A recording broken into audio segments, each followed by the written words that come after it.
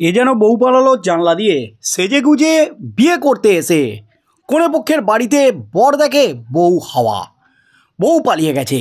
আর তাতেই কিন্তু তোলপাড় এই মুহূর্তের সবচেয়ে বড় খবর, সোজাসুজি থানায় বর, ফোনে পরিচয়, সেখান থেকে প্রেম, দেখা সাক্ষাৎও হয়েছে একাধিকবার, তারপর বিয়ের সিদ্ধান্ত। কিন্তু বিয়ে করতে এসে যে থানায় ছুটতে হবে তা স্বপ্নেও ভাবেননি নদিয়ার কালীগঞ্জের যুবক নয়ন ঘোষ।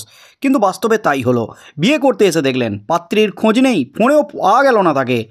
অগত্যা কাটোয়া থানায় অভিযোগ জানালেন নয়ন। পেশায় স্বর্ণশিল্পী নয়ন কর্মসূত্রে জয়পুরে থাকেন। কাজের সূত্রে পরিচিত সোমনাথ ঘোষের মাধ্যমে পূর্ব বর্ধমানের বিউটি ভট্টাচার্য নামে এক যুবতীর সঙ্গে পরিচয় হয় তার। বিউটির বাড়ি বর্ধমানে।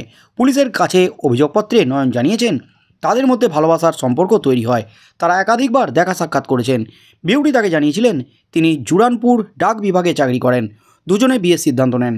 রবিবার বিয়ের দিন ঠিক হয়। নয়নকে কাটোয়ায় আসতে বলেছিলেন ওই যুবতী। সেই মতো পরিবারের লোকজন ও বন্ধুদের নিয়ে কাটোয়ায় গোয়ালপাড়ায় আসেন নয়ন। কাটোয়া ফেরিঘাটে আসার পর থেকে আর বিউটির সঙ্গে যোগাযোগ করতে পারেননি তিনি। প্রথমটা হতচকিত হয়ে যান, কি হয়েছে বুঝতে পারেননি। শেষ পর্যন্ত কাটোয়া থানায় অভিযোগ দায়ের করেন। নয়ন জানান বিউটি তাকে জানিয়েছেন কাটোয়ায় মাসির বাড়িতে তাদের বিয়ে হবে, কিন্তু ফেরিঘাটে আসার পর আর বিউটির সঙ্গে ফোনে যোগাযোগ করা যায়নি। কি করবেন প্রথমে বুঝতে পারছিলেন না নয়ন। বন্ধু বান্ধব আর বাড়ির লোকেরাও পড়েন বিড়ম্বনায়। শেষ পর্যন্ত থানার দ্বারস্থ হন তারা। পুলিশ নয়নের কাছ থেকে যুবতীর ছবি ও ঠিকানা নিয়েছে। বিউটির নামে অভিযোগ করলেও নয়ন এখনও বিশ্বাস করতে পারছেন না যে তার সঙ্গে প্রতারণা করেছে প্রেমিকা।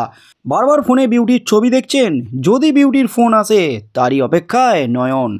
কিন্তু বর যখনই হাজির বিয়ে করতে, তখনই এ যেন বউ পালালো জানলা দিয়ে।